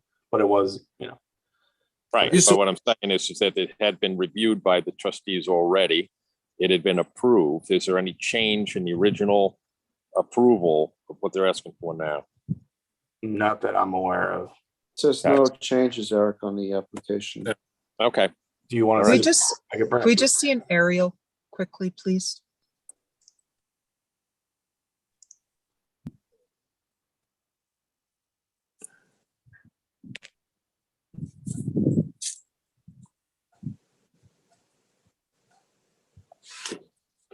Did everybody vote yes on this? that I don't know off the top of my head. Do you want to Hey, see? Eric. Like to see the drawings? Does it meet Blue Book? Well, I'm just saying, is there anybody has reservations now other than what if they had voted for it a couple of years ago and it's not changed? Is there the only reason why this is actually being reviewed by us right now is because it came over, it extended past the time. So it's not a renewal anymore. It's a new application. So is Yeah. anybody, That's it. What's the present pier line in North Sea Harbor? Let me look. I believe it's 65 feet, right? 60 feet North Sea Harbor. 60 feet, Yeah. and this goes 70 feet. So is it something that we should, Well, it's Short 70 feet. I'm not sure. Let me check to see if it's 70 from mean high water, or if it's less than that from mean high water. the total is 70 feet, but it looks like it's a less.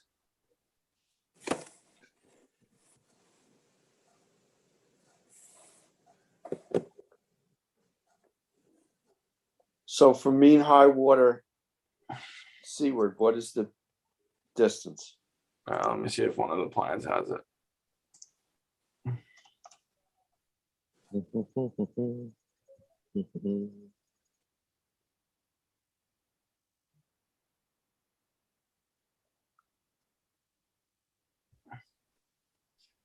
Oh, no, it is 70 feet from mean high water. So that So- should be scaled back then. It should be scaled back to 60 feet because that's the pier line. Yeah, All right. we changed it since then. And also, I want to walk the property one more time since, So hold it, Okay, put it on hold. hold it.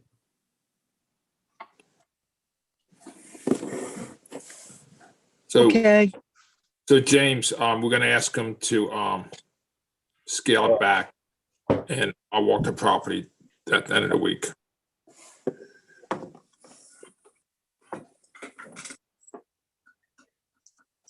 Okay, it's on hold.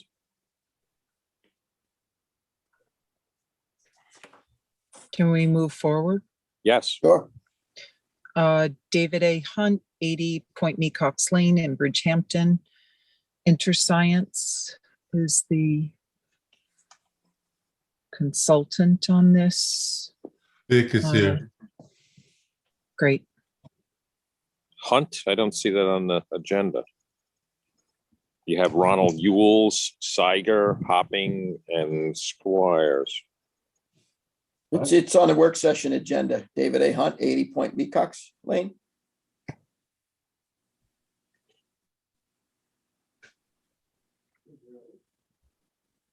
Okay, I don't see it on mine. Okay, whatever. It's above the Waterfowl locations one, Eric. All right. Go ahead. Sorry. Jim, did you want to just, I'm sorry, who's here for InterScience? Vic. Did you? Would you like to describe the project?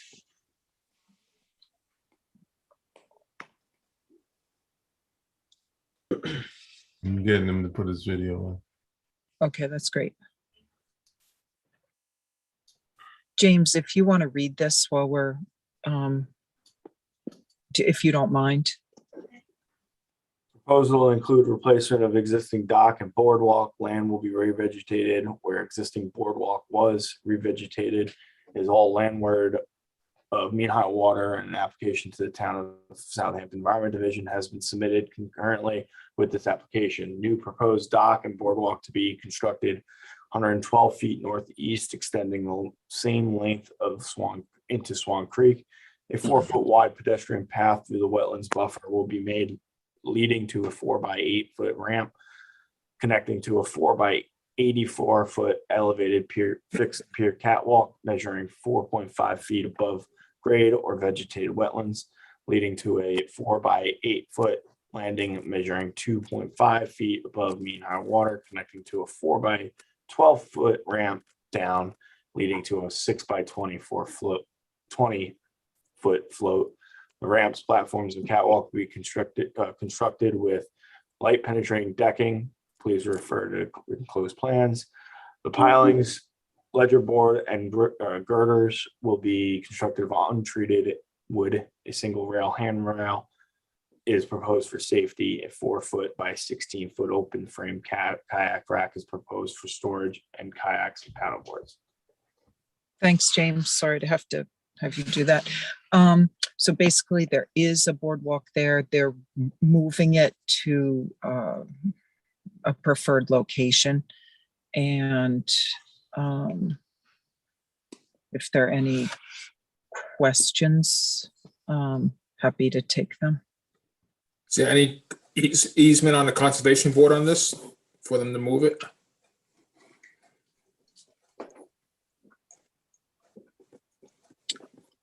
James, what does it say on that wetlands preservation area? That would be,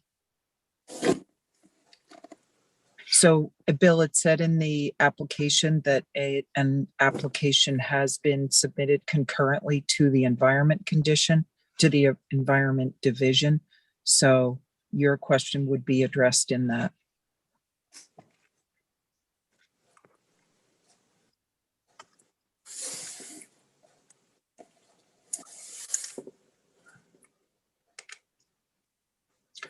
InterScience, are you here?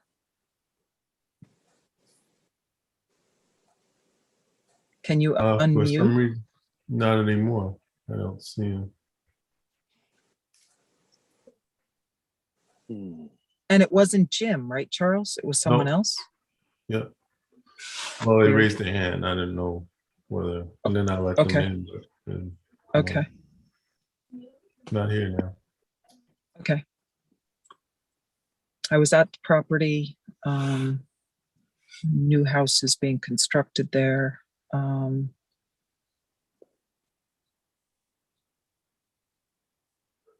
This would be similar to other things we've permitted in this area.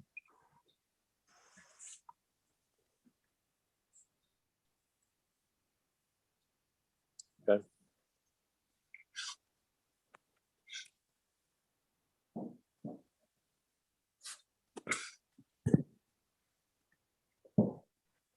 So are you moving it forward? I was hoping that InterScience was going to come on, but I don't see them on the on here as you're saying, Charles. So I'm happy to move it forward as long as all of you are all right with it, unless there's no questions. Okay. Okay, I'd like to move it forward then, please. Okay. Very good.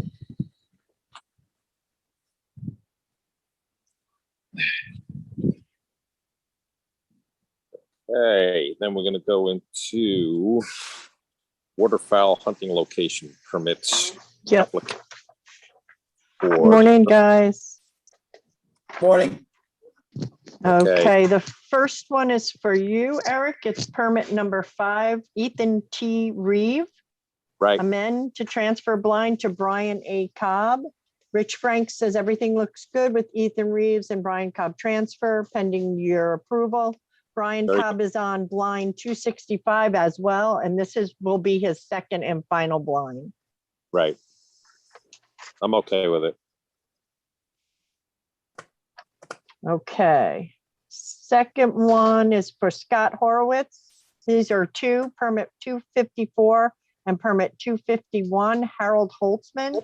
He's adding co-permittee Francis A. Schwering to both.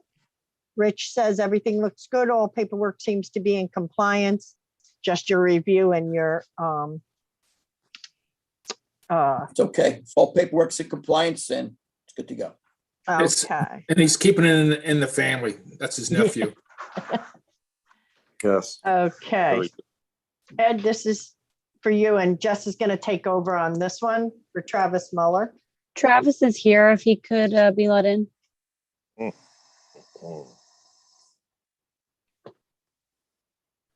He's coming. Thank you.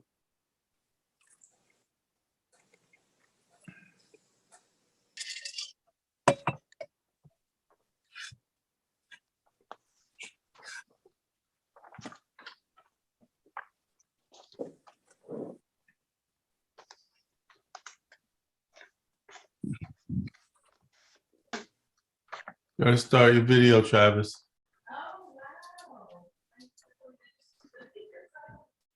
He's gonna unmute himself as well. Okay, I have to leave because I have some calls coming in from the DEC, so I have to for some information regarding some fencing. So I'll join you on the bridge conference call. Okay, little while. I'll finish the rest of the meeting. We're almost done. Appreciate it. Okay. Thanks. Got it. Okay, Travis, you need to unmute and start your video, but I'll get Yeah, started. he's in, with but what he's not Rich responding. said. So Rich basically said, I spoke with Mr. Muller in regards to his new proposed location in the area of 1970 Meadow Lane, just east of the helicopter pad. The way it is depicted in the photo I received is over 1,055 feet from the helicopter pad, an additional 1,054 feet from blind location number 88, which is ample distances from either location. The trustees will have to review and make the final determination. He sent over a map here with all of the measurements depicted. Yes. Ed, I don't know if you want to speak on this, and Travis Well, looks like yeah, he I may have was, left. I went over there the other day in my boat, looking at the lay of the land. Basically, it's very close to the transient area where people can hunt regularly and just, drift through there. I'm okay with the blind as it's proposed because he's been shooting over the open water. He's not going to interfere with any other blinds, and he's a considerable distance from the helicopter pad. And if he does see a helicopter coming in, he's not going to be shooting during that because the ducks will be chased away. Billy, you want to give some information? Because I know you are familiar with the area too.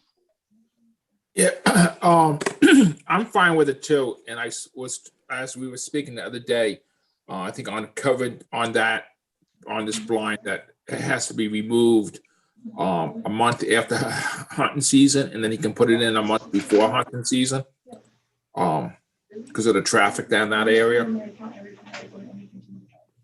you want to put conditions on it? Yes, I would. I think it would be appropriate because it's close to the county park, and not extremely close enough to be a hunting issue, but people will walk down the beach, and I don't want them to have anything happen to the blind. So I think it would be appropriate for that blind to be removed in the off season when it's not being used for hunting, and reestablished there a month before the hunting season, so he can grass it and get it ready for the season. Has Suffolk County and or the FAA been contacted about this location? Well, it's not within the Suffolk County Park, so it's within our jurisdiction, our underwater lands. And people can already hunt there now, transient. They can just drift through there and shoot the sea ducks that are in the channel. So it's going to be a registered blind. I don't see a problem with it. I don't either.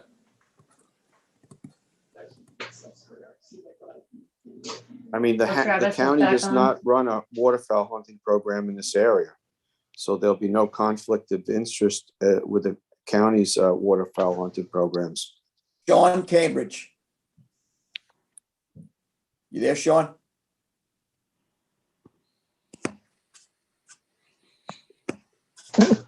Travis just hopped on. I'm not sure if he wants to say something.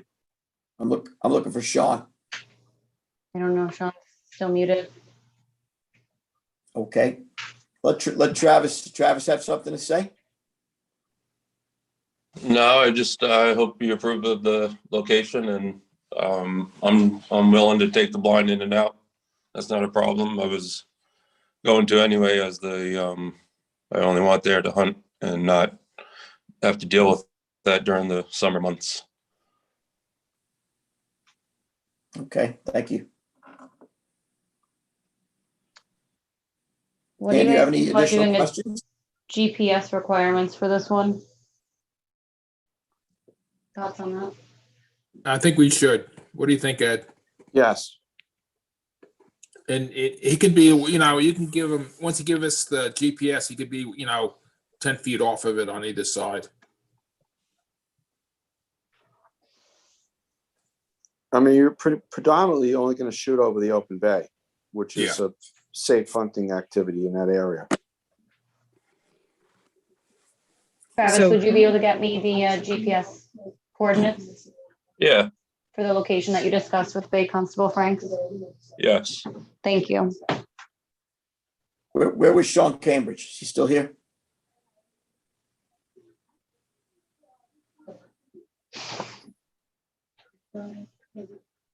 And has all of He's your, on. I'm sorry. he is? I He's don't see on, or but hear him. he's muted. I don't see or hear him. And He doesn't have his video on. Okay. So let Maybe me he ask, He may Hey, have, Scott, he, yes, maybe he got transferred again. yeah, what? Maybe he got transferred. We got- Maybe, yeah. And do you have any questions, any further questions on this, Ann? well, just that my two questions were addressed and answered. So the transient blinds, oh, there's Sean. Sean, are you on? John, I had a question for you. So my two concerns are the transient blinds and the FAA regulations. Have they been looked into? So Not have the, looked into, but communicated with. That's all right. Is Sean there? so have the Bay Constables, what's the Bay Constable recommendation on this location? I think she's talking to Sean. Favorable, but I'm sorry. What was the Bay Constable recommendation on this location? Yeah. I don't have it in front of me. Jess does, and she's trying to get Sean. Jess, what did, What- go ahead. What is the Bay Constable recommendation on Travis Muller's application? I believe They are fine with that. State Constable Franks approved it. Now, there was a question relative to its relativity to FAA regulations. Sean, do you have an issue or concern, or are we fully within compliance of all those guidelines? I referred the guidelines to the Bay Constables. They were not concerned with the FAA regulations for this area. So they are aware that it was not a concern for the location. And does that answer your question? Has the village been contacted? Because it's the village's helipad. I'm not aware. I have not contacted them. I don't know if that's that shouldn't be a concern about this hunting location. consideration. Our underwater lands.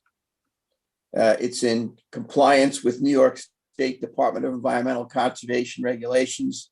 Is it in compliance with the safety protocols of the Bay Constable? And it appears that upon the constables doing their due diligence, that it's not an FAA concern.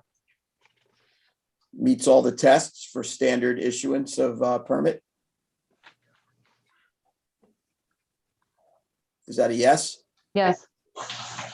Yes, I mean, it's 1,000 feet from the helipad. Okay, And then we'll add those two special conditions to remove and install 1 month and to get the GPS coordinates. and Mr. Mueller, you're in understanding and agreement with those special conditions. Am I correct in assuming that? Yeah.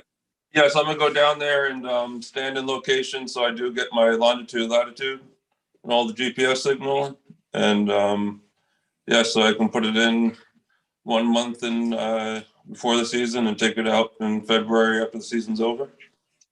So for the record, he's in agreement with all special conditions. Yes. Okay. Okay, Trustees? When we vote on this, we vote as a package. What do do we you mean a vote package? separate? I think we're just gonna, We it's vote not, I don't, separately. what do you mean? I think it's just a matter of, are we good to approve this particular permit that we're working on, right? Move it to the next level, the trustees? I think so. Sean?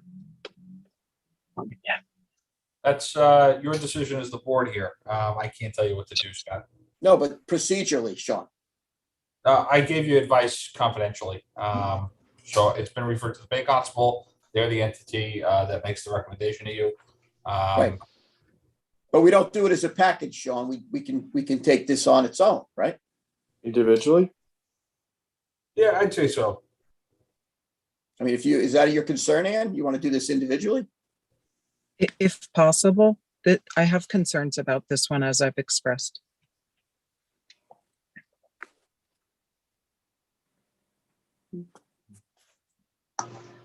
Okay. If that that's was okay. possible, if that was possible, I'd appreciate Right, it. so your concerns were the FAA The and the county? communication.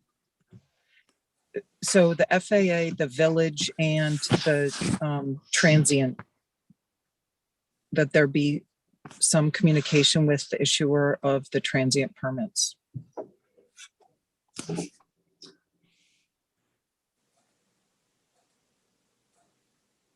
Well, it's not transient permits, it's a transient area. People basically drift through there. They don't have a registered blind spot. There's a spot in the middle of the bay where transient people hunt. You know, Right. it's not, you don't have a designated blind spot. Right, but the issuer of those, of the transient permits. So even though it's not a designated spot. My understanding is that there's no permits issued for transient areas. I'm pulling up the section of the code right now. Correct. So how do we notify them about this new location? It'd be put on our map of locations that we have registered hunting blinds. So it'd be an additional blind on that list.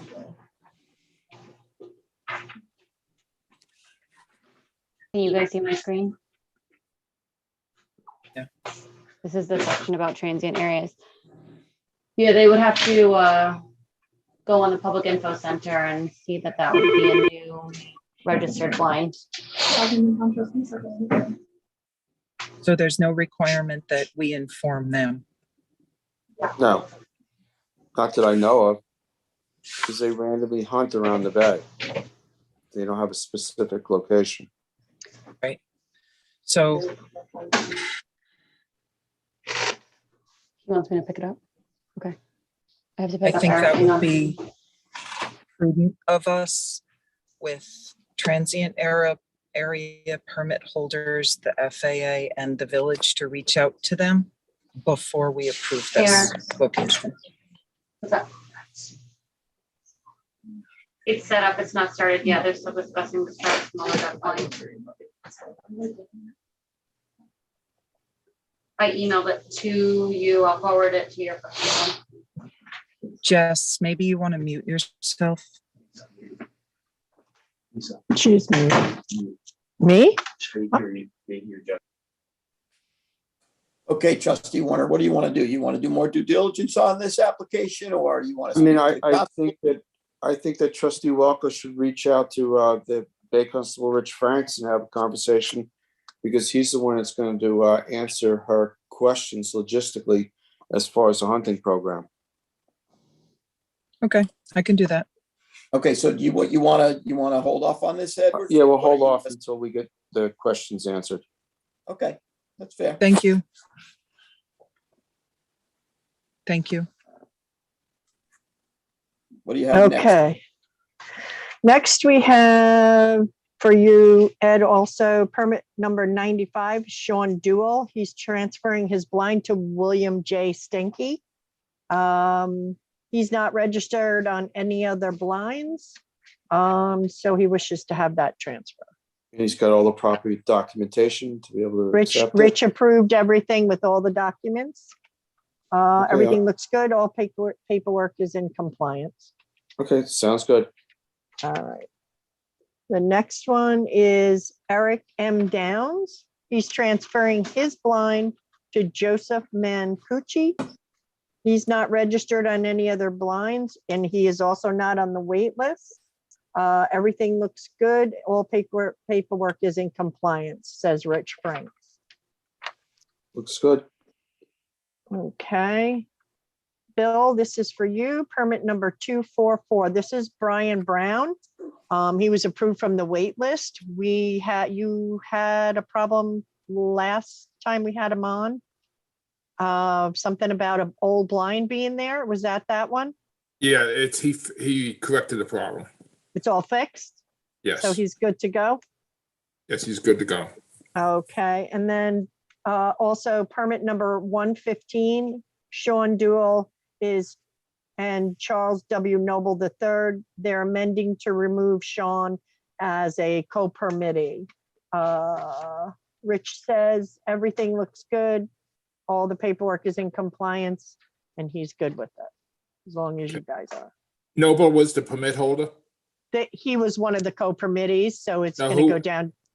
Who was the original It permit was holder? Sean D. Dewell, So he's transferring his permit to Noble. right, and he's coming off of it.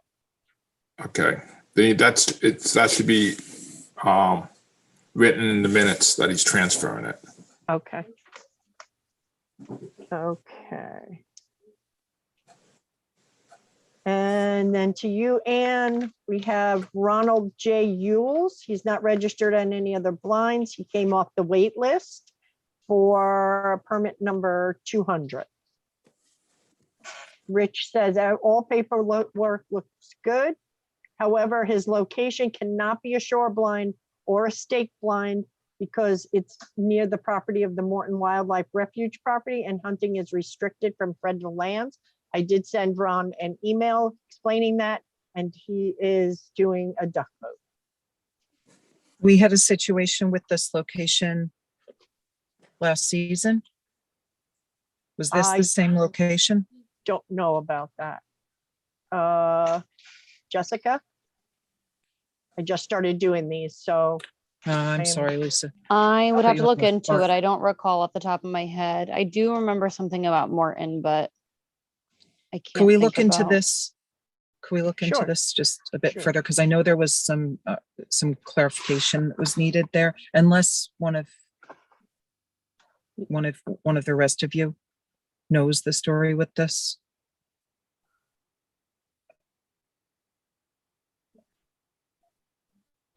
nope. Anybody?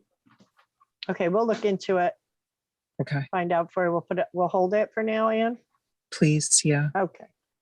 Okay, and then the next one is permit number 279. This is Timothy Seeger. And he is adding a co-permittee, Finn Kelly. Everything looks good. All paperwork seems to be in compliance as far as Rich is concerned. And so it's just a matter of approving. Okay. Thanks, Lisa. You're welcome. And then the next one is permit number 186, John N. Hopping and Richard Kelly. John Hopping wishes to have Rich Kelly removed. Request that Richard Kelly be removed from the duck blind number 186, Coxabog Pond. He did send a letter asking for that. John is the original permittee. Rich Kelly is the co-permittee, and there has been a problem and he wishes to remove him. Okay. Richard doesn't wish to be removed, but John wishes to. This is have an him. issue that has been going on, I think, for a couple years. Procedurally, we're not really sure what to do because John Hopping added Rich Kelly back in, I think, 2015 or 2014. Now I think things have went sideways. Rich Kelly does not want to be removed as a co-permittee. He submitted all of his paperwork, submitted all the renewals. So we're looking to the board for guidance. So Well, if- who's the permit holder? John Hopping was the original permit holder, right, Lisa? Since when was the inception of this blind? So if he's the original permit holder, Sean, are you there? I'm here. So who gets to choose? We don't. choose.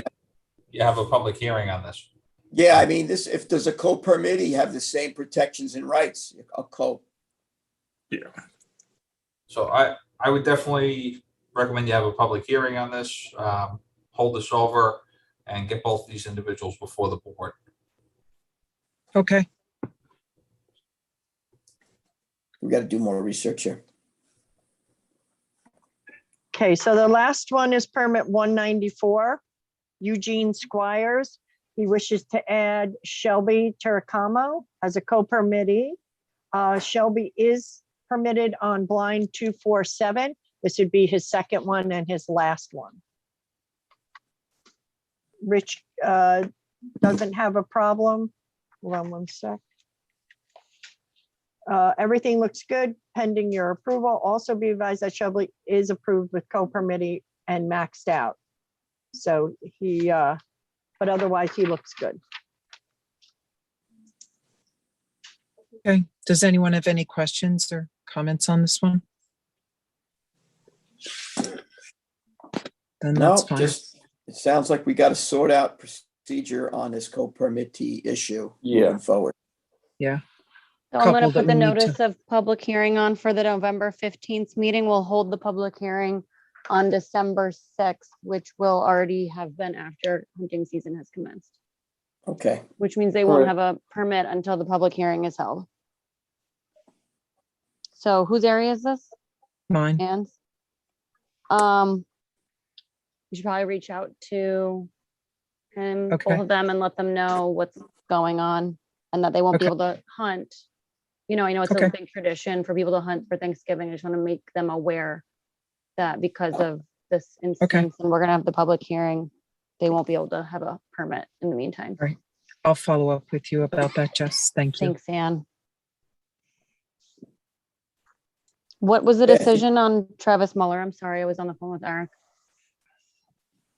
Holding it? We have to, yeah, hold. Thank you. Ann's you. supposed to do so, Ann's supposed to call the village and the county. and Bay Constables. And Supposed the to call Bay- Rich Franks. Okay, I'll wait to hear from her on that. Gotta get it Thank done. you. so- I just texted Rich Ann's concerns. He texted me back, helicopter, there's no issue. Transient, no issue, has to be 2,000 feet from shore. And the village has nothing to do with the hunting regulations in that area. Okay, thank you. All right, so that would conclude our, Hey, Scott, so, Yeah. Ann, are you fine with that? So we can push this forward so the guy can hunt for Thanksgiving? I think there needs to be some communication with those different, I completely respect Bay Constable Frank's opinion on this, but I think that there needs to be some communication with these different agencies Okay, and about this. what's your time frame on it? Because this guy wants to hunt, you know? Of you know, course, of course. you know, So Well, I'll do it as soon as, It's a short as soon window. as, of course, as soon as possible. And then I'll notify the board. Okay, thank you. okay, so that being said, I think that we concluded our work session agenda. I think that we have to have a short executive session concerning litigation. At this point in time, I would make the motion to adjourn the work session and then go into that bridge executive session. Second. All in favor? Aye. All right. Aye. Thank you, folks. Thank you, everyone. See you. Thank you. Have a nice day. See you in a bit.